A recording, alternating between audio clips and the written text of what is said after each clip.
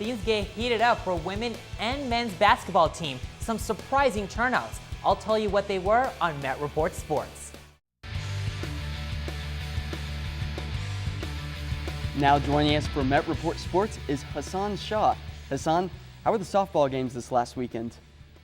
Well, the softball team was definitely on a roll. Metro found themselves at West Texas A&M Invitational last weekend. After 2 wins Saturday, they'll only have one more game to play on Sunday. Take a look and see what happens. The game started out great for Metro. Top of the first, Kaylin Harmon would get a 2-run homer. Metro leads 3-0. Then Metro would trail 5-3 heading into the bottom of the third. Mary Towner up to bat with the bases loaded. She would take 1 yard. They added another in the 5th, and Chelsea Brew singled. Harmon would score. Metro wins the game 12-7. 9 Roadrunners had at least 1 hit in the game as they connected with the season high of 14 as a team. So definitely doing a great job over there.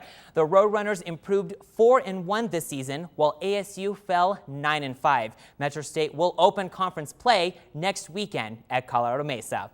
Metro Baseball also takes a big hit. They dropped the first 3 games last weekend and look to get a win in Game 4.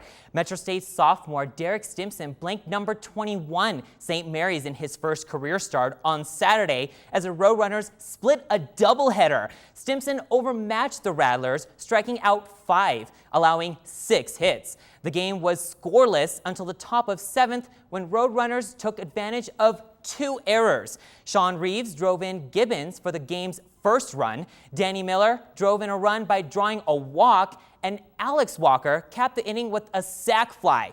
Reeves led the Roadrunners with 2 hits. Stimson then led Roadrunners to a 4-0 win. Metro State is now 1-3 in the season, with Rattlers at 8-2. So definitely great over there. Metro's off this weekend, but we'll be back in action the following weekend in CSU Pueblo for a 3-game stand. Definitely looking forward to that.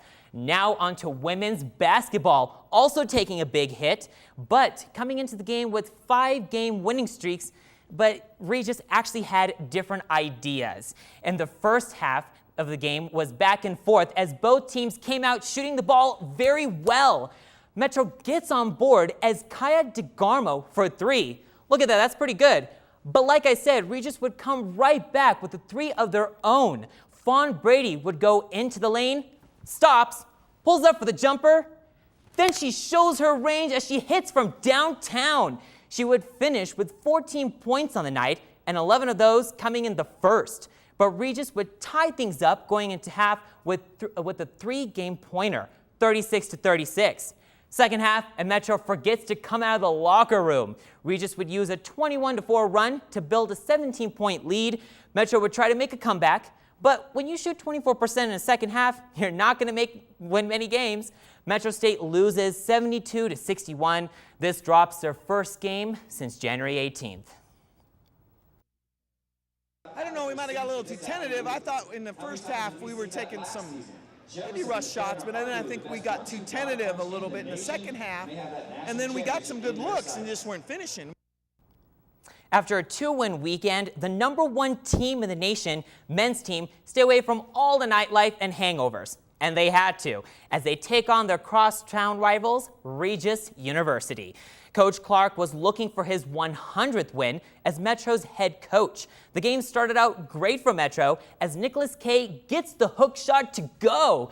He finishes with 20 points and 11 rebounds for his 9th career double-double. But Regis would answer with this jumper by Jared Green living it in the paint.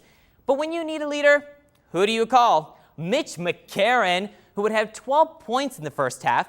Metro leads 33-22. Second half now, and it was the Aussie show as Kay finds Harrison Goodrick, who had 7 points in the game.